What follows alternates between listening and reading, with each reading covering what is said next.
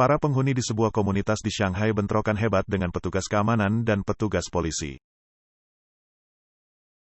Mulai dari malam tanggal 30 Juni hingga tanggal 3 Juli semangat untuk mempertahankan rumah kita berkobar di kalangan penghuni komunitas Haiteng Qingyuan di distrik Qingpu, Shanghai, ketika mereka melancarkan protes berkelanjutan selama beberapa hari berturut-turut terhadap komite lingkungan komunitas yang gagal mengadakan pertemuan. Menyadari seriusnya situasi, pihak berwenang menggerakkan pasukan kepolisian khusus dalam upaya untuk menindaklanjuti kerusuhan. Dengan menunjukkan kemarahan mereka, para penghuni meruntuhkan penghalang pelindung di gerbang komunitas dan secara agresif menghadapi petugas keamanan dan petugas penegak hukum, meminta agar pekerja konstruksi segera meninggalkan properti mereka. Para penghuni dengan penuh semangat berteriak agar mereka pergi, sambil menyuarakan keprihatinan mereka tentang ketidaklegalan dalam pemblokiran pintu darurat kebakaran dan secara paksa merusak tempat tinggal mereka.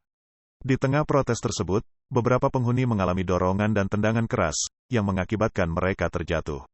Sayangnya, ada beberapa orang lanjut usia dan pemuda yang mengalami berbagai tingkat luka, dengan 4 atau 5 orang kemudian ditahan oleh polisi. Seorang penghuni berusia 90 tahun bernama Lucinian menderita luka-luka yang memerlukan perawatan di rumah sakit. Penghuni juga melaporkan ada seorang wanita yang dijatuhi hukuman penahanan administratif selama 7 hari.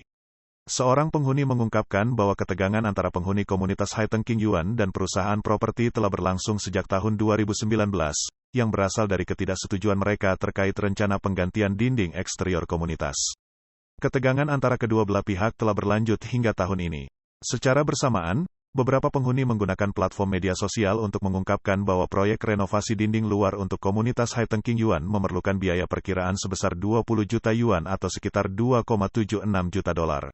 Upaya ekstensif ini dilakukan karena ketidakmampuan teknologi insulasi dinding luar yang digunakan oleh pengembang, yang menimbulkan resiko tersembunyi dinding roboh.